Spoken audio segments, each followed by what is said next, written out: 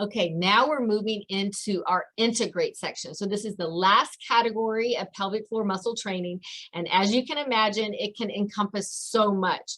But basically, the concept here with integrating is that we want to take these strategies that we've learned in the improvement section and then apply them to the integrate section. So we want to have the pelvic floor muscles correctly contract, completely let go, be active at the right times, and be relaxed at the right times. And that is what integrate is. So does it matter if your pelvic floor muscles have a 5 out of 5 strength when you're lying on your back, but then when you go to lift your baby, you're leaking? No, it really doesn't matter, right? That doesn't have any impact on your function, that you can have great strength lying down, and then when you go to try to do something, you leak on yourself, okay? Or does it matter that you have great resting tone and that you have great flexibility when you're lying on the table in the pelvic PT's office,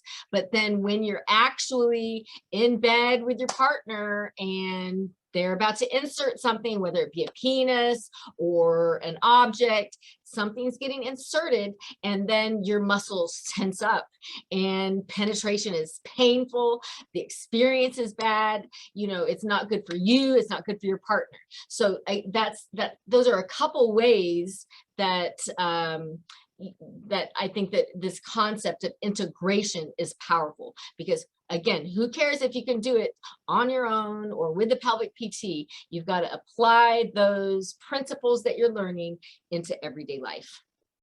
So this is just a little infographic that elaborates that further. So pelvic floor muscle training during activity. So you train in isolation, you work on improvement, and then you move to taking those concepts and training during activity. So let's say you're having leaking or pain or prolapse or pressure, then you know, it depends on what you're having as to what you'll do.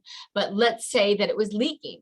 Okay, so, and you're leaking when you're lifting that baby. So we want to pre-contract those pelvic floor muscles to engage before, you know, you'll brace them. You'll do that pelvic brace that we're learning in the exercise section. You'll brace them before and as you're lifting to help stabilize that and keep the spine, pelvis, pelvic organs controlled for stable movement. Ideally, the pelvic floor muscles automatically engage. Well, if you're having leaking when you're lifting or coughing or sneezing, then they're not automatically engaging the way they should be, right? And so we've got to train them to do that. The more you train, the better you get, just like any other muscle group.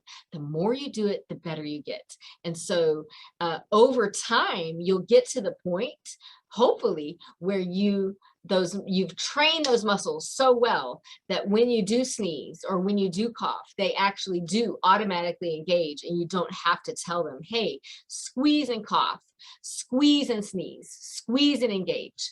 But it's going to take time to get to that point.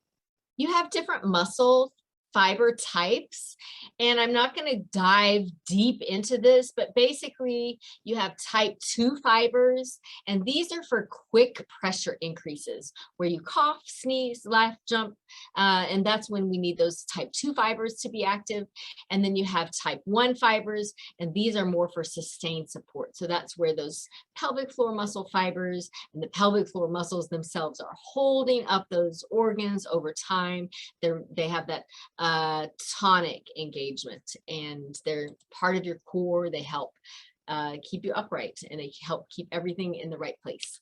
So that's a summary of what integrate looks like.